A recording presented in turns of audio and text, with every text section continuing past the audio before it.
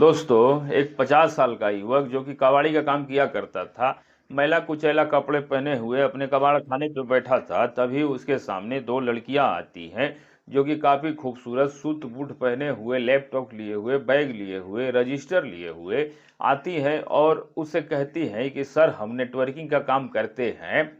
आपको क्या ज़रूरत है? आपसे ज़्यादा हमको पता होता है, आपके ज़रूरत के हिसाब से ही हम काम करते हैं। दोस्तों, वह तो सीधा-साधा आदमी था, पैसों के अलावा और कुछ जानता नहीं था, लाखों करोड़ों का कारोबार किया करता था। वह कहता है कि ठीक है, आप लोग बैठिए और मुझे समझाइए कि आप लोग क्या काम किया करती हैं। दोस्तों, फिर वह उसको अपने लैपटॉप पे कुछ चीज़ें दिखाने लगती है और धीरे-धीरे कुछ ऐसी चीज़ें दिखाने लगती है कि जो उस व्यक्ति ने अपने जीवन में कभी नहीं देखा था, पहली बार देख रहा था।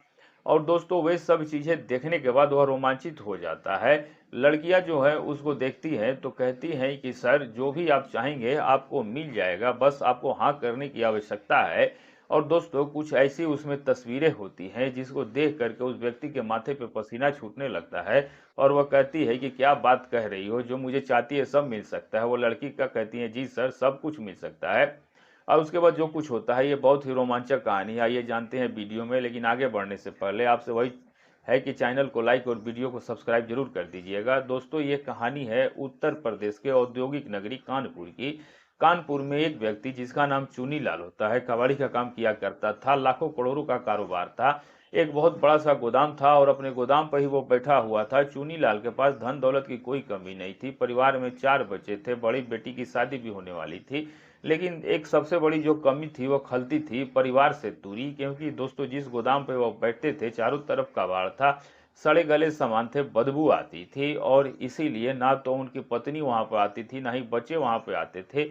उनका घर वहां से 7-8 किलोमीटर की दूरी पे था। वैसे तो वो रोज ही घर से आया जाया करते थे, लेकिन कभी कभार 10 दिन 15 दिन अपने गोदाम पर ही रह जाया करते थे। ना तो परिवार वाले उसकी सुध लेते थे और ना ही वो घर पे जाते थे। बस यही कह देते थे कि आज मैं घर पे नहीं आऊँगा। इस तरीके से पैसे कमाने में मशरूम वह आदमी जिनका नाम चुनी लाल होता है, एक दिन ऐसे ही बैठे थे गोदाम पर, छुट्टी थी, साप्ताहिक बंदी थी। तभी उसके सामने 2 लड़की आती है, एक का नाम सालू होता है, एक का नाम रेशमा होता है। वह दोनों आती हैं और चुनी लाल उन लोगों को देख के हैरान हो जाता है। चुनी लाल सोचते हैं कि आज तक इस गोदाम पर कोई महिला लड़की नहीं आई, तो इनका यहाँ पर क्या काम है। फिलहाल वह उसको नमस्ते करती हैं और कहती हैं कि सर, क्या हम 2 मिनट आपका ले सकते हैं। और जिस लहजे में बात कर रही थी, चुनी लाल मना नहीं कर पाते हैं और कहते हैं ठीक है, बैठ जाओ, बताओ क्या काम है। तब कहती हैं कि हम नेटवर्किंग का काम करते हैं और हमारी कंपनी आपके ज़रूरत के हिसाब से चीज़ें मुहैया कराती हैं। और कभी-कभी इंसान को भी नहीं पता होता है कि ज़रूरत क्या है, क्योंकि काम में बिजी हो जाता है, तो हम उस चीज़ का पता लगाते हैं और हर एक चीज़ सही दाम पर देते हैं या फिर हम ऐसे ही फ्री सर्विस दे देते हैं। चुनी लाल को दोस्तों उसमें इंटरेस्ट आ रहा था, क्योंकि वो दोनों लड़कियां जो थी वह 22-23 साल उनकी उम्र थी और चुनी लाल से ऐसे फ्रेंड की तरह बात कर रही थी जैसे लग रहा था कि कोई उनका दोस्त हो, जैसे कोई 50 साल का युवक ना हो करके 24-25 साल का कोई लड़का हो। तो यह चुनी लाल को बहुत चीज़ें अच्छी लग रही थी। अब वह कहता है कि ठीक है, बैठ जाओ। और उसके बाद फिर वह दोनों लैपटॉप खोलती हैं और लैपटॉप पे एक से एक चीज़ें दिखाने लगती हैं। वे कहती हैं कि सर, वैसे तो लगता है कि किसी भी चीज़ की आपको कोई कमी नहीं है, लेकिन फिर भी आप देखते जाइए, आपको जो चीज़ आपके जीवन में जो आवश्यकता होगी उस पे हाथ रख दीजिएगा। और दोस्तों, फिर वो धीरे-धीरे कुछ प्रोडक्ट दिखाती हैं और प्रोडक्ट दिखाते-दिखाते कुछ तस्वीरें दिखाने लगती हैं। ऐसी तस्वीरें जो कि नौजवान और बहुत ही खूबसूरत लड़कियों की फ़ोटो होती हैं और ऐसी अवस्था में होती हैं कि जिनको देखकर कोई भी रोमांचित हो जाए। फिलहाल वही हाल चुनी लाल का भी होता है और अब चुनी लाल के माथे पे पसीने आने लगते हैं और चुनी लाल कहते हैं कि ये सब क्या है, क्या ये सब चीज़ें भी मुझे मिल सकती हैं। वह कहती हैं दोनों की बिल्कुल मिल सकती है, आप जिस पर भी उंगली रखेंगे आपके सामने वह चीज़ हाजिर हो जाएगा। और दोस्तों, फिर वह सारा कुछ देखते हैं, उससे इस तरीके से बातें करती हैं, पूरे तरीके से भरोसे में लेती हैं और चुनी लाल दोस्तों एक तस्वीर पे उंगली रख देते हैं और कहते हैं ठीक है, अगर आप इनको बुलवा सकते हैं तो बुलवा दीजिए, क्या पैसा लगेगा। तो वो बोलती हैं कि पैसों की बात आप क्यों कर रही हैं, आपको चीज़ें पसंद आएगी उसके बाद देना, नहीं पसंद आएगी तो ये एक भी पैसा नहीं देना है, हम पहले पैसा नहीं लेते हैं। पहले जो प्रोडक्ट है उसे उपलब्ध करवाते हैं। अब चुनीलाल के सामने दोस्तों वह दोनों लड़कियां जो थी बताती हैं कि कब आपको ये चीज़ चाहिए, तब दोस्तों चुनीलाल कहते हैं कि आज शाम को ही अगर मंगवा दो। दोस्तों शाम के वक्त वह उस वक्त वो चली जाती हैं और शाम के वक्त एक और लड़की के साथ आती है जिस पे चुनीलाल ने उंगली रखा था। और उसके बाद दोस्तों वह उनका एक विश्राम घर होता है या जो भी होता है उन्होंने बना रखा था, वहां पर जाती है और फिर 1 घंटे तक चुनीलाल को जो चुनीलाल जैसा चाहते थे उनके साथ वैसा होता है। और उसके बाद चुनीलाल इस चीज से इतने प्रभावित हो जाते हैं कि जो भी उनका सौदा हुआ था 10,000 15,000 रुपए में, उससे ज्यादा भी 4-5 हजार दे देते हैं। और इस 1 घंटे 2 घंटे के दौरान उनको लगता है कि शायद कबाड़ से भी कोई अलग दुनिया है, क्योंकि वो पहली बार शायद देख रहे थे। और उसके बाद फिर वह कहते हैं कि बहुत अच्छा लगा, आप लोगों का बहुत बहुत शुक्रिया, लेकिन किसी को कुछ पता तो नहीं चलेगा। वह कहती है कि सर क्या बात कर रहे हैं, अगर हम पैसा ले रहे हैं तो आपके इज्जत का मान सम्मान का पूरा ख्याल रखा जाएगा और आप इस चीज़ से बेफिक्र रहिए। और उसके बाद दोस्तों फिर 2-3 दिन बीत जाते हैं। चुनीलाल के पास वे लोग फ़ोन करती हैं और कहती हैं कि सर आप कैसे हैं। तो चुनीलाल बोलते हैं कि बस आप ही लोगों की याद आ रही है, आप लोग ना आए ना फ़ोन किए, तो और जो आप लोगों के पास फ़ोटो था क्या उनमें से भी कुछ। उसके बाद दोस्तों वह आते हैं और चुनीलाल किसी के ऊपर उंगली रखते हैं तो फिर दोस्तों वह उनको उपलब्ध करा दी जाती है।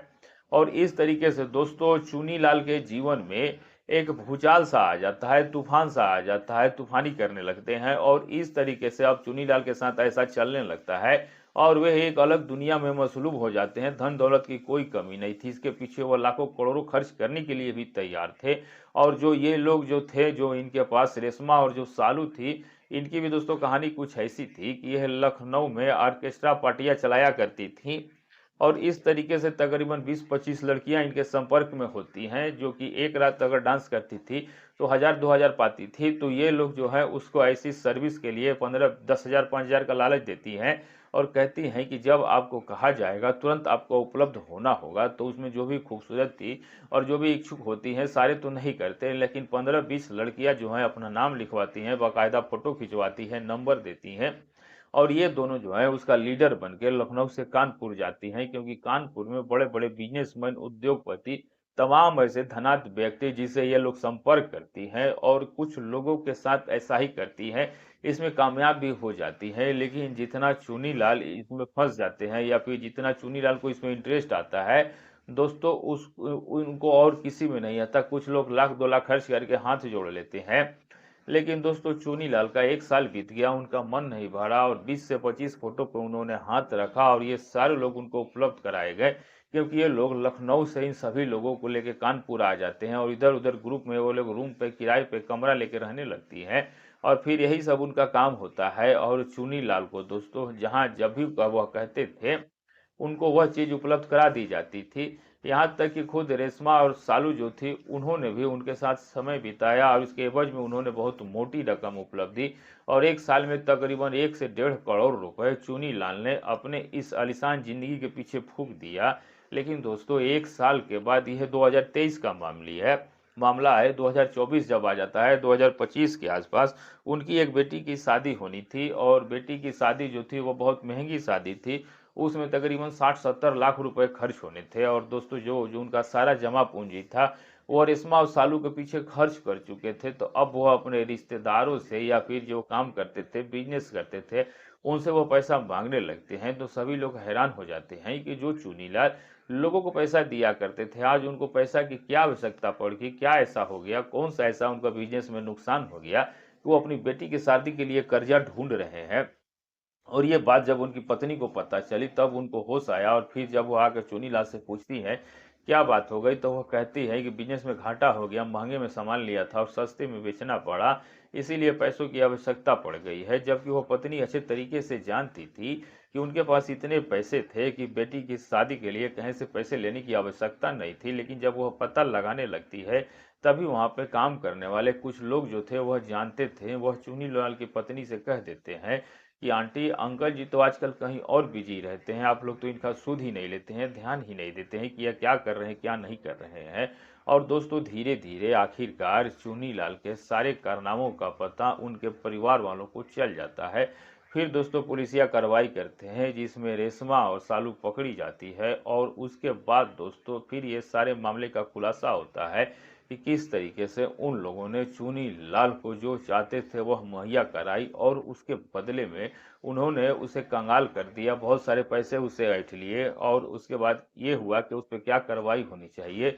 लेकिन चुनी लाल कुछ भी कार्रवाई करने को राजी नहीं थे और उनकी पत्नी ने कहा कि इनसे तलाक चाहिए। चुनी लाल ने कहा तुरंत तलाक दे दो और मुझे भी तुमसे अलग ही रहना है, क्योंकि दोस्तों आप समझ ही सकते थे कि उनको किस चीज़ की लत लग चुकी थी और किस दुनिया में वो पहुंच चुके थे। लेकिन फिलहाल सारे रिश्तेदार आते हैं, उनको समझाते हैं कि बेटी का शादी का मामला है और कहीं ना कहीं चुनी लाल को पत्नी को इसमें दोषी ठहराते हैं कि अगर तुम इनको कबाड़ खाने के साथ कबाड़ी समझ के इन्हें ना छोड़ा होता, इनका अगर थोड़ा सा भी ध्यान दिया होता तो शायद यह नौबत नहीं आती दोस्तों। अब दोस्तों वह लोग चुनीलाल की पत्नी को ही दोषी ठहराते हैं। फिलहाल किसी तरीके से मामले को शांत कराया जाता है। रेशमा और सालू के ऊपर भी कोई कार्रवाई नहीं होती क्योंकि उसके चुनीलाल ने कोई कार्रवाई नहीं करवाई और उसके बाद दोस्तों आखिरकार वह इस चीज से छुटकारा पाते हैं और अब उनकी पत्नी उनके साथ गोदाम पर ही रहती है। चुनीलाल की बेटी की शादी धूमधाम से हुई और उसके बाद दोस्तों ये रहा चुनीलाल का कारनामा। हालांकि चुनीलाल से जब पूछा गया कि आपको कोई अफसोस नहीं है कि इससे कुछ गिल्ट तो नहीं है, वह कहते हैं कि क्या अफसोस करना है, जो शायद मैंने अपने 7 जन्मों में नहीं कर पाता वह 1 साल में मैंने सारा कुछ कर दिया। अब दोस्तों क्या कुछ कहा जाए ऐसे आदमी के ऊपर, ऐसे परिवार के ऊपर जो कि एक आदमी से सिर्फ पैसों से मतलब रखता था और फिर चुनीलाल जो थे वो गलत रास्ते पे चले जाते हैं। फिलहाल दोस्तों आजकल वह जो है ये सब कुछ छोड़ चुके हैं, अपने बिजनेस में मन लगा रहे हैं और उनकी पत्नी भी उनके साथ ही रहती है। तो दोस्तों इस तरीके का भी लोग है इस समाज में फायदा उठाने के लिए, तो चौकन्ने रहिए, सतर्क रहिए, कहीं आपके रिश्तेदार के साथ ऐसा ना हो जाए। अब दोस्तों आपकी इस पे क्या राय है, इसमें किसकी गलती है, क्या चुनी राय की ही सारी गलती है या परिवार की भी गलती है? और दोस्तों कहते हैं कि चुनी लाल ने ना सिर्फ उन लोकल ऑर्केस्ट्रा गर्ल के साथ ये सब किया, बल्कि उनकी डिमांड इतनी ज़्यादा बढ़ गई थी कि कुछ विदेशी लड़कियों के साथ भी उन्होंने इस तरीके का किया था और जिसके एवज में उनके बहुत सारे पैसे खर्च हुए थे। तो दोस्तों आपकी इस पे क्या राय है, कमेंट करके ज़रूर बताइएगा। ऐसी ही कहानियों के लिए चैनल को सब्सक्राइब कर दीजिएगा और वीडियो को लाइक नहीं किया तो वीडियो को लाइक कर दीजिएगा और आप ये वीडियो जहाँ से भी देख रहे हैं अपना और अपने सिटी का नाम लिखना मत भूलिएगा। मिलेंगे ऐसे ही किसी सच्ची घटना के साथ, तब तक के लिए दोस्तों नमस्कार।